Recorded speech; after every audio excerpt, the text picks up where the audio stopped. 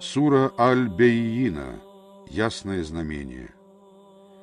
Во имя Аллаха Милостивого, Милосердного. Неуверовавшие люди Писания и многобожники не расстались с неверием, пока к ним не явилось ясное знамение. Посланник Аллаха, который читает очищенные свитки. В них содержатся правдивые Писания. Те, кому было даровано Писание, распались только после того, как к ним явилось ясное знамение.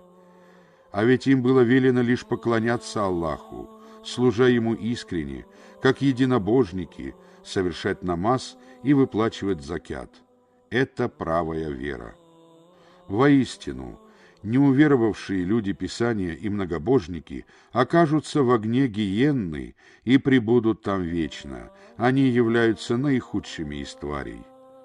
Воистину, те, которые уверовали и совершали праведные деяния, являются наилучшими из тварей.